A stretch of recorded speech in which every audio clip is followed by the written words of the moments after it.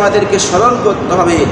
ওয়া ইন্নামা তুআফুনা উজুরাকুম ইয়াওমাল কিয়ামাহ, আল্লাহ বলেন আর কিয়ামতের দিন তোমাদেরকে আমি কর্মফল পূর্ণ মাত্রায় দেওয়া হবে।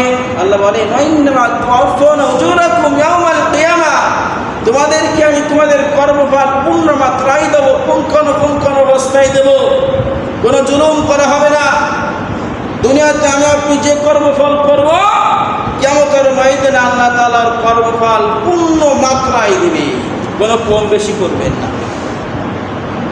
আমি দুনিয়াতে যদি ভালো কর্ম করতে পারি, ভালো কর্মফল দেখাইতে পারি, ভালো সৎ কাজগুলো করতে পারি, আল্লাহর হুকুমগুলো মানতে পারি, রসুলের বিধিবিধানগুলো মানতে পারি, আল্লাহর বিধিবিধানগুলো মানতে পারি, সৎ কর্ম করে যেতে পারি, নিজের জবানটাকে হেফাজত করতে পারি, হাতটাকে হেফাজত করতে পারি, যদি এমন সুন্দর অবস্থায় দুনিয়া থেকে বিদায় নিয়ে মৃত্যুর স্বাদ গ্রহণ করতে পারি, আল্লাহ তাআলা কিয়ামতের ময়দানে আমার যে কর্মফল, ভালো যে কর্মফল, সুন্দর যে কর্মফল, এটা পূর্ণ মাত্রায় দেবে।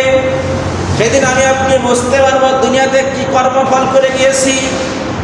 দুনিয়াতে চলো দাম্ভিকতা হরে পা মাটিতে পড়ে না, শক্তি দেখাও, ক্ষমতা দেখাও, মৃত্যু যখন আসবে আমার আপনার মতন মানুষ দুনিয়া থেকে বিদায় নিয়ে চলে যাবে।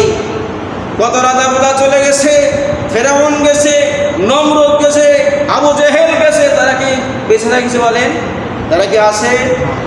তারা কি দুনিয়াতে আছে? এখন বলে কোন নবী রাসূল আছে দুনিয়াতে? সবাইকে চলে যেতে হবে। আমরা মুসা আলাইহিস সালামের একটি ঘটনা শুনি। মুসা আলাইহিস সালাম খুব রাগী নবী ছিলেন, খুব রাগ ছিলেন তার। মুসা আলাইহিস সালামের কাছে আজরাইল আসলেন, আসার সাথে সাথে বলতে তো জাহান প্রবেশ করে এক চট দিয়েছে। চট দেওয়ার কারণ আছে কেন? অনেক বড় ঘটনা যে চট দিয়েছে কার? আজরাইল চট দিয়েছে।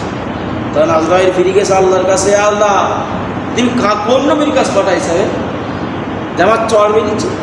তাহলে নিশ্চয়ই তুমি ভুল করিস। আর বলছে না আজরাইল যে নিশ্চয়ই তুমি ভুল করেছ। আজরাইল এসে নবীকে সালাম দেয়নি, মুসাকে কি দেয়নি? সালাম দেয়নি। তখন প্রশ্ন করলেন যে আমি তোমার আজরাইলকে তোমার জান কবজ করতে এসেছি, যে আমাকে এবং বললেন বলে মুসা যে তোমার আমি হাত বাড়াই দেবো যদি তুমি দুনিয়াতে বাঁচতে চাও। তা বলেন এরপরে কি মৃত্যু হবে? বলছে অবশ্যই হবে। তাহলে আমার আর দেরি করা, মৃত্যু হবে, হবে না? নবী রাসূল এই জন্য